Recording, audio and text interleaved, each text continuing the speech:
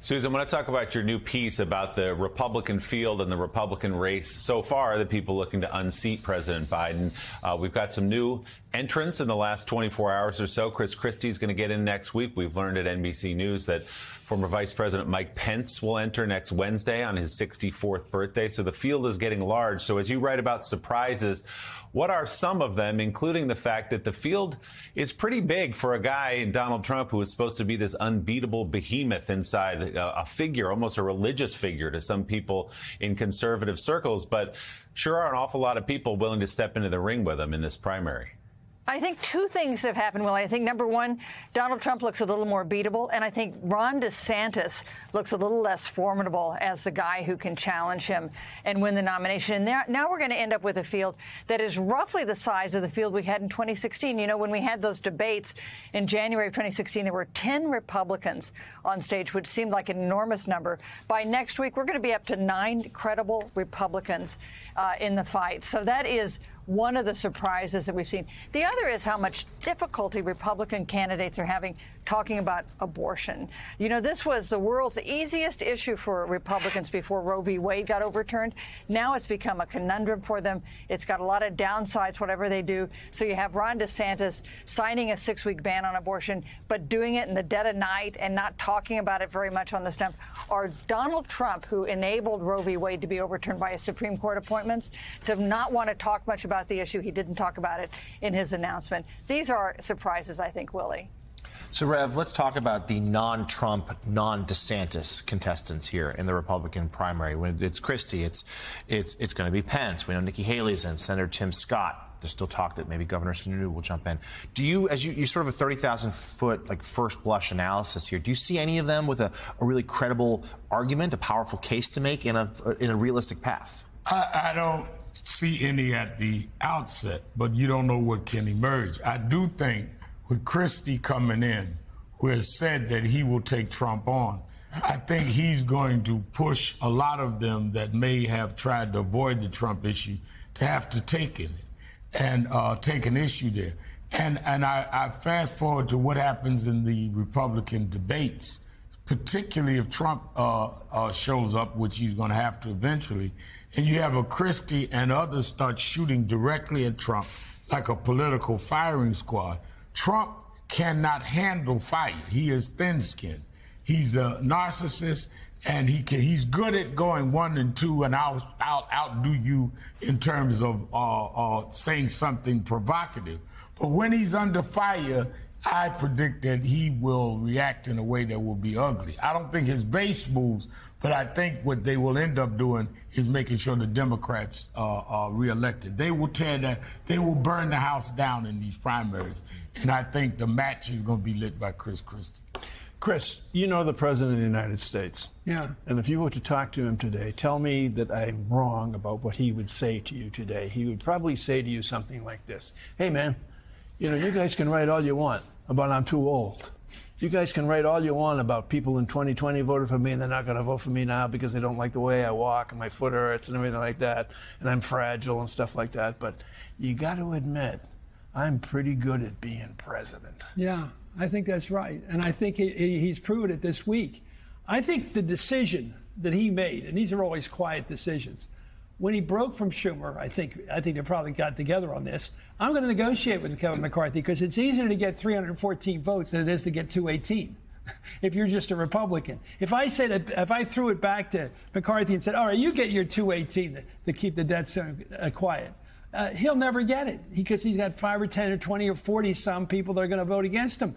So unless he moved in and said, okay, let's talk about the growth of government, let's talk about work requirements, let's put some of these things on the table. And we'll talk about them. We'll work out something that'll make your guy healthy enough politically. And so I basically think that by throwing his own weight into the fight, he made it easier for Kevin McCarthy. And he made it possible for both of them to win.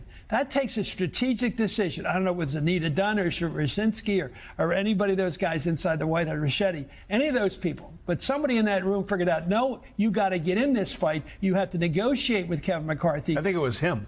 Well, if that was his decision, that was the right decision. And it was somehow, we watched him, remember those debates in 2020 where Elizabeth Warren And Bernie Sanders would fight it out, waving their hands like wild people. And it was all about them. It was going to be either Elizabeth or it was going to be Bernie. It wasn't going to be Trump. I mean, Biden was just sitting there with nothing. He didn't say anything. He just waited them out. I mean, I don't know whether it was thoughtful or not. But it did turn out that in the end, and I have problems with the left, but they came aboard. And they said, we're going to work with the middle. And that the Democratic Party, which is always accused of being, divided, Democrats divided as usual or something usual, canard, they worked together. Hakeem Jeffries played a big role star in that another too. Hakeem exactly. Jeffries came through. And he was the one that Nancy Pelosi wanted. I'm sure Clyburn goes along with him. He was the leader of the blacks. He's a young guy. He was a very, very attractive, an alternative to AOC. But you notice the squad really didn't cause a lot of trouble this time. The left, if you will, the progressive. 101 members of that caucus. I just noticed that they got only 46 against the bill.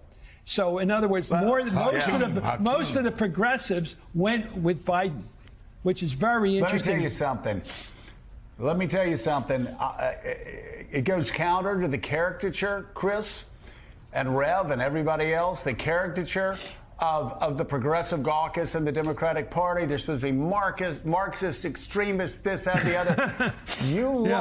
You look at, and it's, as you know very well, it's not always been this way with the progressive caucus. You look at the extreme discipline. You want to talk about extreme.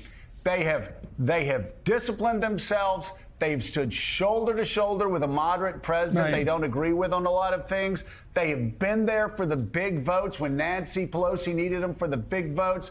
They were there last night. Some of them, I completely respect them, say we can't vote for this, but we're there. We had Roe on yesterday who said, I'm not going to vote for it, but I understand Joe Biden did the best that anybody could have possibly done. There's real discipline there. So I just want to underline that fact. You're exactly right. And one other thing, Chris, yesterday I was talking about how early this race is, because everybody loves to say, oh, Trump's won this, DeSantis doesn't have a chance. I'm old enough to remember. And I know you are too, because you were there. I remember 1979, seeing all of those stories. Teddy has a 2-1 lead over Jimmy.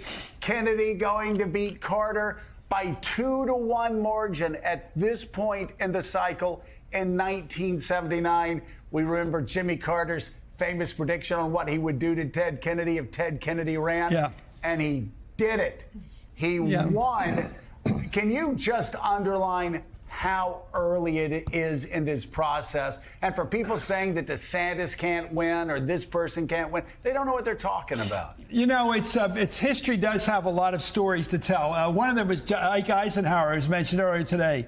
Eisenhower was the preferred candidate of the Democratic Party in 1948. All the Roosevelt children, Eleanor Roosevelt, the Americans for Democratic Action, the mayor of New York, the mayor of Chicago, all said, we got to get Ike Eisenhower to be our nominee because we can't stand this guy, Truman. He's no good. Of course, Truman went on and won a big election.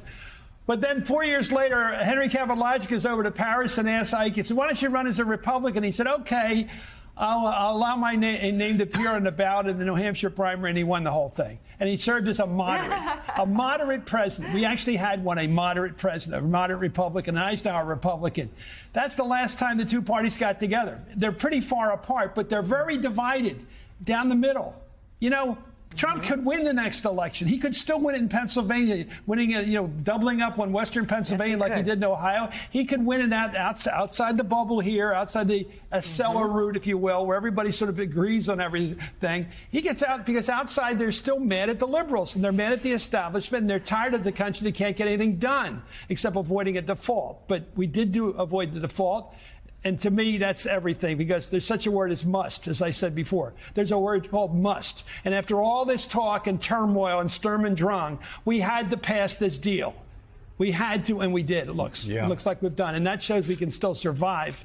But that's not governing, surviving. It's not enough. Not enough. And Susan Page will give you the final word. Yeah, well, it may just be surviving, but surviving is better than not surviving, and that was the barrel of the gun we were looking at before. Yeah, that's a great point. Chris Matthews, Susan Page, and Reverend Al, thank you all very much for being on this morning.